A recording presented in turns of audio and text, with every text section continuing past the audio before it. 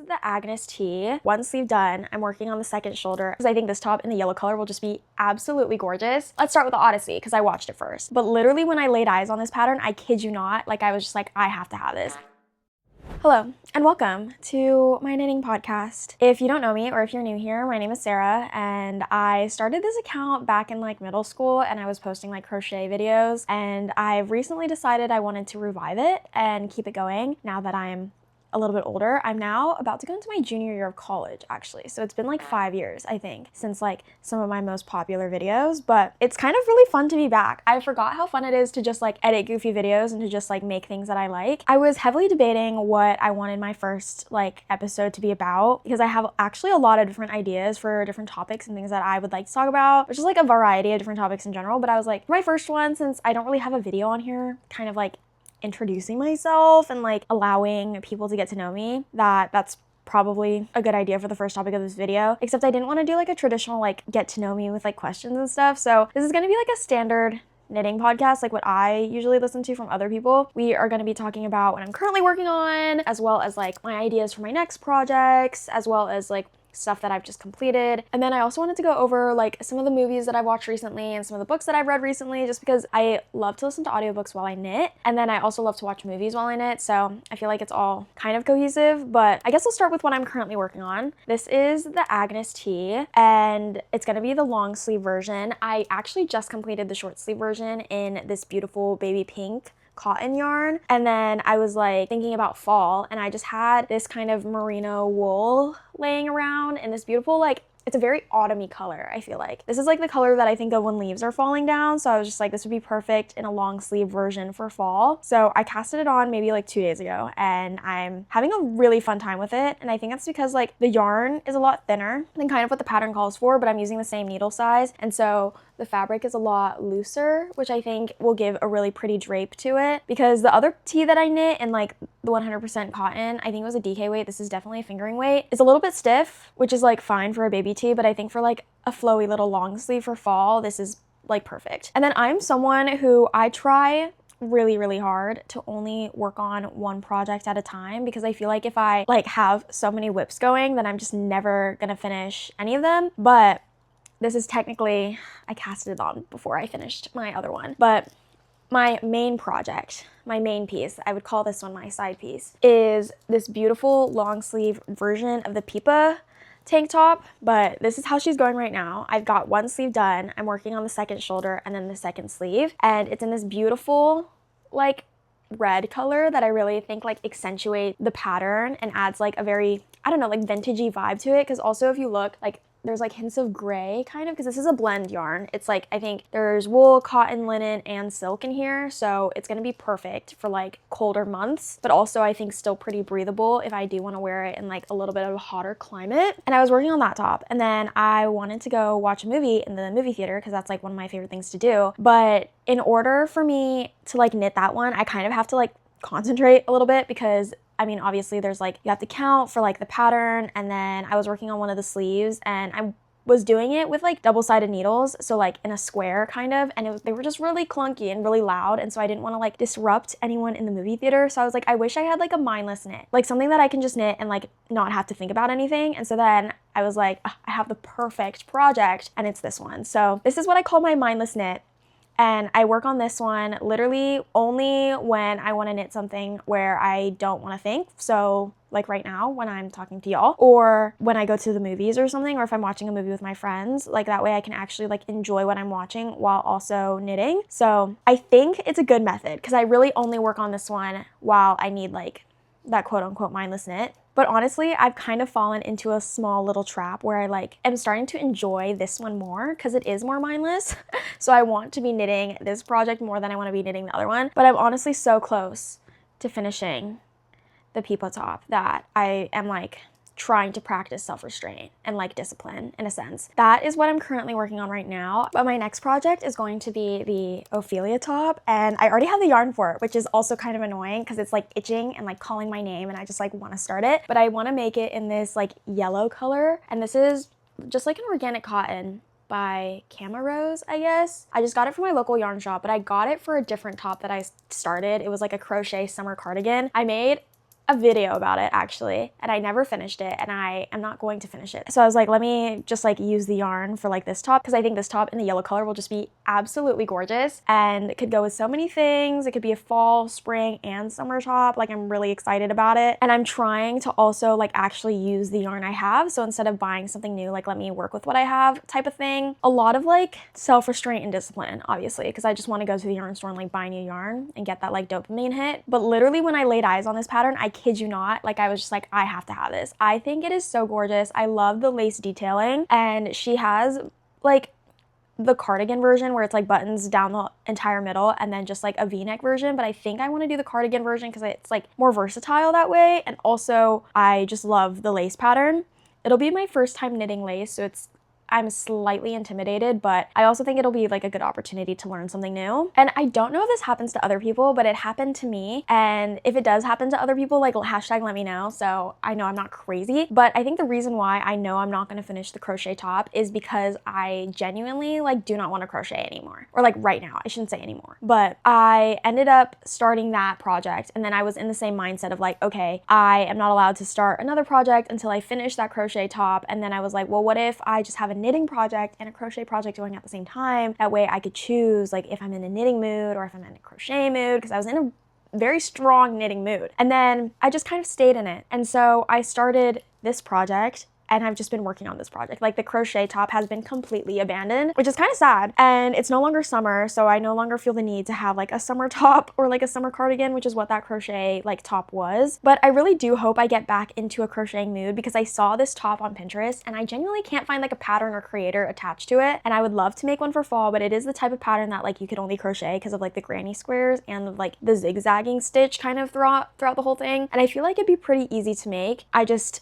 don't want to crochet right now, which is so weird because I would say that I used to crochet a lot more than I knit, but now it's like reverse almost, and I'm very curious to see if this will like keep going. I don't know if this happens to other people, which makes me curious of like, what if I like didn't knit at all and I just crocheted and then suddenly like I stopped the hobby? That would be crazy. And then I think after the Ophelia blouse, I, like everyone else and their mom, really want to make, I think it's called the Frej sweater by the same designer who designed the Pippa top. I think this is so adorable. It's just so cute. The only thing I'm hesitant about is, one, I've actually never really done color work before, so I think that's slightly intimidating. And then also, like, I'm someone who I am trying to be really intentional with what I knit and make sure that like the patterns that I choose are patterns that I will be able to wear for the rest of my life, because if I'm dedicating so much time and energy into a garment, I want to make sure that like it's like somewhat timeless. And I do feel like this sweater is timeless. However, I feel like I would have to be very intentional with the colors that I choose and make sure that they're colors that I will enjoy forever, which I know is like a lot of pressure, and I probably shouldn't be putting this amount of pressure on myself when I make my projects, but I'm just like, I have so many color combos that I can think of to do. I was thinking of maybe doing like a very wintry version where it's like blues and grays and like maybe like a white in there, or I could either do like a very fall version and like with a maroon and a cream and maybe like a green or something. I don't know.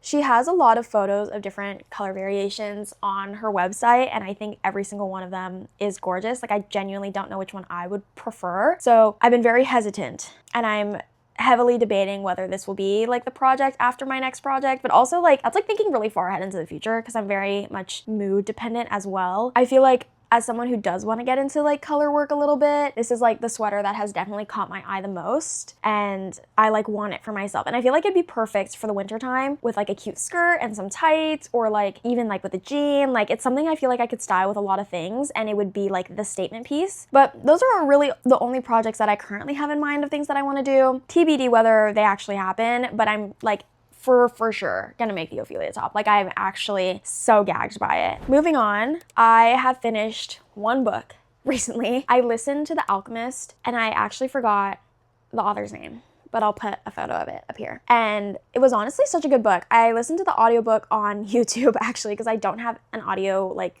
book subscription of any kind, and the narrator was amazing. He made the book so immersive, I would feel like, and I think what really shines in this book is the writing. So having a good narrator to like accentuate that good writing, I felt like was really important. But basically the premise of this book is that there's a boy, and I actually don't think we ever learn his name. He is like a shepherd, and then one day he gets this dream where he's like, he needs to go to Egypt to like find this treasure and then fulfill his like personal legend. And it's basically him going on this journey and like finding himself, and he learns like a bunch of new things about like adventuring and going outside of your comfort zone and things like that. And like I feel like it was a really good book to read at the time of my life that I'm in right now. I'm currently in a brand new city, very far away from home. I'm originally from Dallas, Texas, where I've grown up all my life, and then I decided to go out of state for college studying environmental studies. I did that, and I'm about to go into my third year, but I got an internship this summer, shout out, in Portland. So I am living in Portland for the first time, and I was listening to that audiobook kind of just when I moved here. And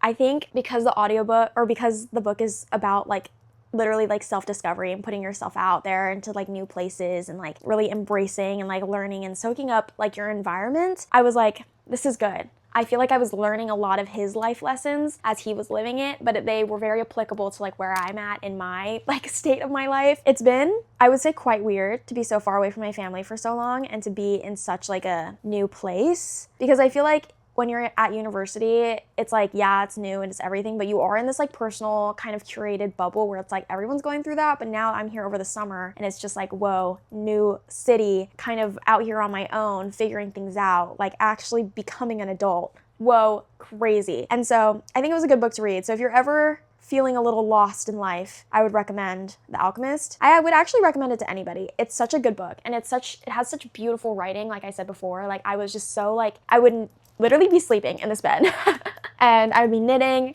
and I'd be listening to the audiobook and I would just be like, oh, so true, like so right. Anyway, that's the only book that I've read recently, but because like I said, I don't have any audiobook subscriptions, I listen to them via YouTube. So lots of classics. I'm currently listening to Crime and Punishment, which is a book that I've started many times and have never finished. And maybe it's because I'm listening to it this time on an audiobook, but I like don't understand anything that's going on. I think I have to restart it and like actually kind of focus a little bit more, because it's the kind of book that like my mind tends to wander. I think it's just really like heavy. I genuinely cannot tell you what it's about. I have no idea what's going on, but I'm trying to get through it. In terms of physical books, I'm currently reading Wuthering Heights, which I've been reading for I think like the past like 6 months. It's taken me quite a bit of time to get through it, and I literally picked it up because I wanted to watch the movie, but I wanted to read the book first. And it was one of those things where it's like I was really ambitious and I was gonna finish it in a week or something. No, I'm like halfway through, and like I said, it's been like 6 months, but it's good. I would highly recommend it. I would say it is so heavy. Like the topics and the things that happen in that book are so,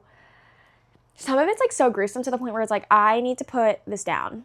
I cannot handle it right now. I would say it's about so many things, but basically the premise of Wuthering Heights is that there's these two houses. One is called Wuthering Heights and one is called, I don't remember, like Threshing Grove or something, and they live next to each other, and it's kind of basically about the families and the people who live between those two houses and their relationships. It's much deeper than that, but there's basically this one guy, his name's Heathcliff, and he was like a child that this family like found one day and like brought in, and it's kind of about his like hardships and his story and like the woman that he loves, but she doesn't think he's like good enough for her kind of thing, but she loves him back, and like he tries to like become good enough for her, but then he's like kind of crazy because he went through all this abuse as a kid. It's like, it's a lot, but it is good. And I have still yet not watched the movie, which is fine. I'm not like itching to watch the movie. It wasn't like a movie that was like very high on my radar. I just heard a lot of discourse about it. So now, speaking of movies, I have been watching quite a few movies because there have been a beautiful amount that have come out recently. I'll start with like the ones everyone's been talking about, The Odyssey and then Spider-Man Brand New Day. Let's start with The Odyssey because I watched it first and I did it correctly. I watched it in IMAX and I'm not gonna lie, I didn't love it. Like, I just thought it was kind of underwhelming, and maybe it's because there was so much hype about it, but I definitely agree with the critiques that I think the female characters were really flat. I especially did not love the depiction of Circe, I think is how you pronounce her name, or Athena. I think both of them are such nuanced characters that he just didn't do very well. And I will say, maybe this makes me a snob, but my last semester of college, like the most recent one I just finished, I took a class on Greek mythology and like myths in general. And so I think I went into the movie with a very well-rounded knowledge of kind of like these characters, what they're supposed to mean in the greater grand scheme of society and like whatever. And it just didn't do it for me. I don't know. I think also the movie was really long. It started off really slow. I also thought it lacked a lot of like the mythical awe of like Greek mythology and like the creatures, and like I definitely do like how a lot of it was rooted somewhat in reality, but also I would have liked a little bit more of like a more fantastical like feeling, I guess, because like I'm thinking about like Lord of the Rings. And maybe it's bad to compare it to Lord of the Rings because I know Christopher Nolan is like very known for his like historical depictions, but I think I would have liked more of like a mystical element to it. I will say that I thought the action was really good. I thought all the actors did a phenomenal job. Like there was not one actor that I was just like, boo. I just think they did the best with what they were working with, especially like Anne Hathaway's character and like I said, like Zendaya and like Cersei. Oh, and Calypso. I actually hated the way he depicted Calypso, which I think was played by the actress named like Charlize or something. I don't know. You guys, I was just like, I feel like Calypso, he didn't go like into her backstory enough, and she was just kind of there to like edge on Odysseus, but we didn't really learn anything about her. She was just kind of like a pretty face, dare I say. I don't know. Sue me. That was my opinion on the Odyssey. Now, Spider-Man Brand New Day. Okay. Sue me again. I also didn't love it. I think it's because I was expecting so much as well. And my biggest critique with Brand New Day has to be the writing. I thought the writing was so goddamn cheesy. Oh my god. Sometimes I was literally cringing at the screen, which is crazy because I thought the writing for like the earlier movies were so good. And like the biggest thing for Brand New Day for me was I didn't like the subplot and how they went about doing the subplot. Like what I mean by subplot is like, okay, main plot is like the action and like the villain and everything and like him completing his like defeating whatever. I thought that was really good. I thought the villain was really well put together. I really liked everything with the main plot. It was just like the subplot, which is like him like navigating his relationships with like his best friend and like MJ, and like I just didn't really like how they did that. And I think they really marketed the subplot because that's kind of like what we were all wanting to find out, like what really happens to like his relationships. Yeah, I just didn't think they did a good job, unfortunately. And the writing to me, like I said, I was cringing at that screen. But I will say, Tom Holland looked great in that movie. And I think they do a really good job of making him look not short, which I think is funny because I never really viewed him as like that short of a guy until like I feel like everyone's been talking about it because he married Zendaya, which like literally shout out Short King. You pulled a baddie. The most recent movie I watched was Your Name, which is a Japanese anime, and I loved this movie down. It was so cute. I watched it in theaters for the first time, and it was like their 10th anniversary, so they came back to theaters, and I think watching it in a movie theater really like elevated the experience because like I think about this with most like Japanese animated movies, but it is just so gorgeous. Like the scenes of urban life, the scenes of the environment, like everything is just so beautiful. And then the story itself was so cute. I'll give you like a little rundown without like spoiling anything, but it's basically about these two teenagers, a girl and a boy, and one day they just start suddenly switching lives.